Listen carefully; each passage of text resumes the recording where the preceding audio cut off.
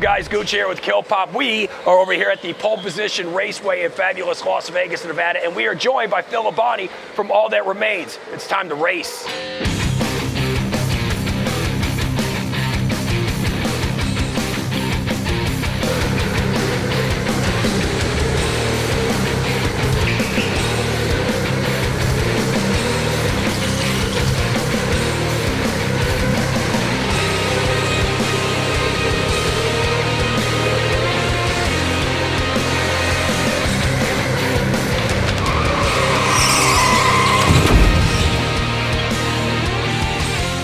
So, Phil, we know you're a big politics guy, and you are a dedicated libertarian. Mm-hmm. And the question I have is how much government should we allow here in the States? Oh, how much government should we allow?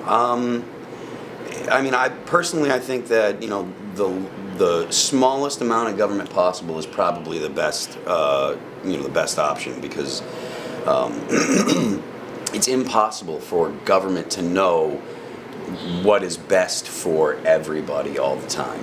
I think the smaller and more local the government, the better. So, and our system, started out really, it was a very libertarian system when it started. I mean, we have the 10th Amendment and states' rights for a reason. Unfortunately, it's been perverted and used for bad ends. But I don't think that just because there has been bad things that have happened under the mantra of states' rights, I don't think that means that states' rights are inherently bad. Mm-hmm. So the less government that you can have, I think, is the best option. When Five Finger Death Punch, because Ivan Moody, he had to take a step away from the band just for personal reasons, just temporarily, and you heeded the call.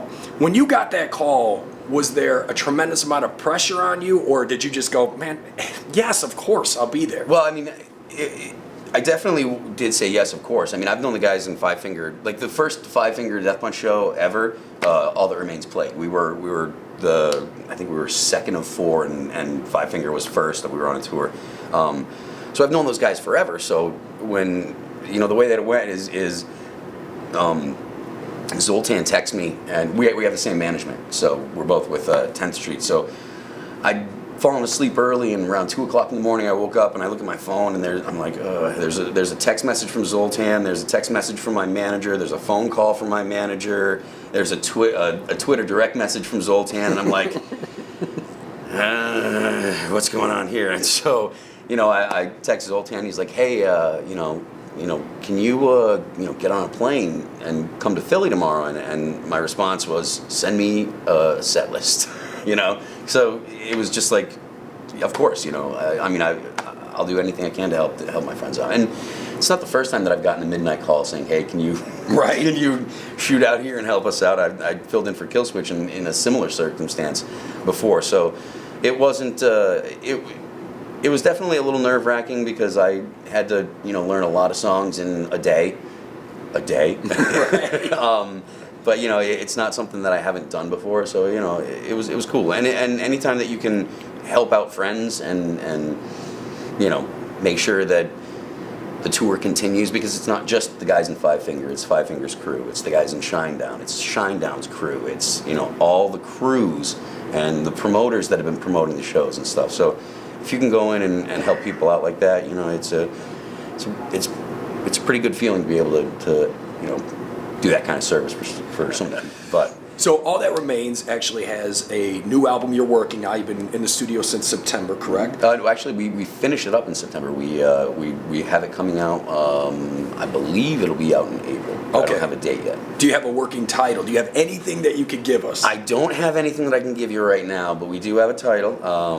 And I believe February, probably the first week of February, you'll be hearing something. Right on. So, and you were saying this is something that you've really never done. You've never really tried to do this. Was it the style of songwriting? Was it the style of? Yeah, I mean, I play guitar, and Mike and Ollie obviously are guitar players, and we're the guys that are the primary writers. So everything's always historically we've always approached everything as a guitar first. So like write riffs, and then go ahead and write everything else to the riff.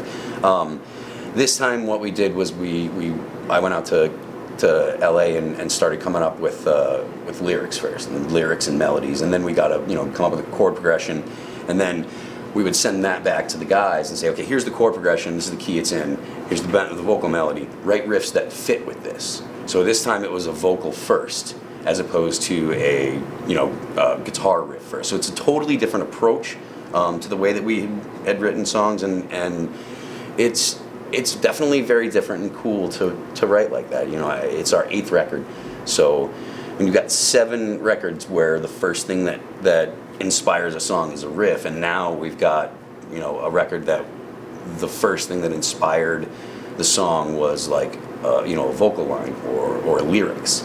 So it's a totally different approach, and it's really cool to kind of look at writing that way. Would you say that writing the lyrics first gives it a more personal feel to the song? I couldn't say that, because I can't say that it makes it more personal, but it does make it more focused on the ideas in the song, like lyrically the ideas. So it's really, like I said, I mean, it's a vocal first thing, so it's a totally different way. But I couldn't say that it makes the lyrics more important, because the lyrics have always been the thing that I do. So like, we'll get together and we'll arrange stuff. Me and Mike and Ollie will have ideas, and sometimes I'd write a riff or change a riff that Mike or Ollie had or whatever.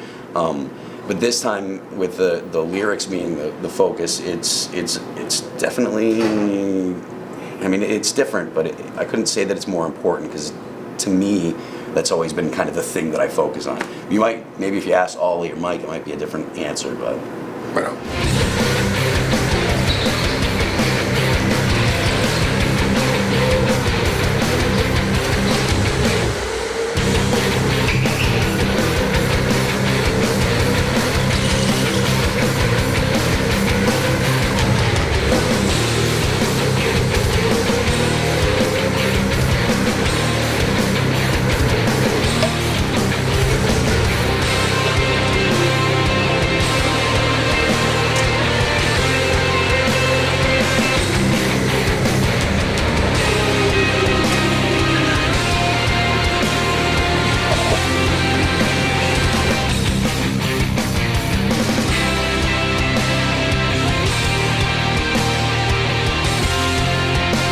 The adrenaline's pumping thanks to the Pole Position Raceway. Thank you, Phil Labonte, from All That Remains. Appreciate it, man. Great.